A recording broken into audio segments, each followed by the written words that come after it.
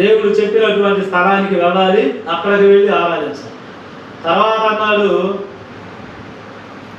మీ మందరాన్ని ఇక్కడే వదిలిపెట్టను అన్నాడు. ఇంకొకసారి అన్నాడు, పురుషులు మాత్రమే వెళ్ళను అన్నాడు. ఇంకొకసారి ఏమన్నాడు, మీరు దూరంగా వెళ్ళొద్దు, ఇక్కడ దగ్గరే ఆరాధించండి అన్నాడు. దూరం వెళ్ళాలి, దగ్గర వెళ్ళాలి, భార్యలు వెళ్ళాలి, భర్త వెళ్ళాలి, ఒక్కలే వెళ్ళాలి. ఇవన్నీ నిర్ణయించడానికి ఫరో ఎవరు? దేవుడు చెప్పిన తర్వాత ఫరో కానీ ఏ మనిషి కానీ నిర్ణయించడానికి వీలు లేదు. ఇంకొక మాట, సాతాను మనతో మాట్లాడినప్పుడు, మనం చేయనప్పుడు మనకు దగ్గరగా ఉన్నటువంటి స్నేహితులను, మనకు దగ్గరగా ఉన్నటువంటి బంధువులను ఎవరు చెబితే వింటారు అని వాళ్ళతో మాట్లాడడానికి ప్రయత్నం చేస్తారు, వాళ్ళ చేత చెప్పించడానికి ప్రయత్నం చేస్తారు.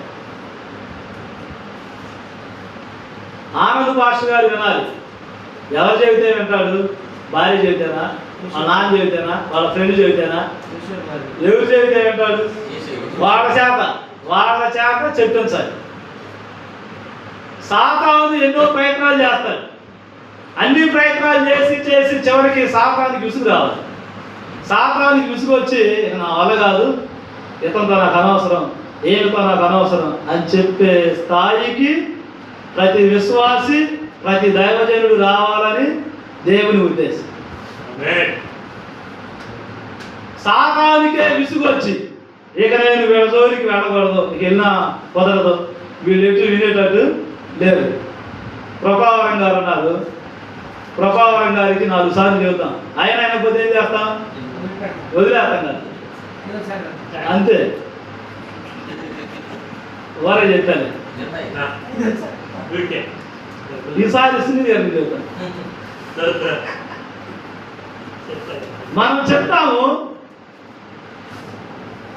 వింటేనేమో చెప్తాము, వినకపోతే వదిలేస్తాం.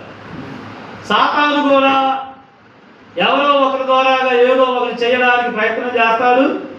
మనమైతే జాగ్రత్తగా ఉండాలి, అభ్యంతరం కలగజేయడానికి సాతాను సిద్ధంగా ఉండాలి.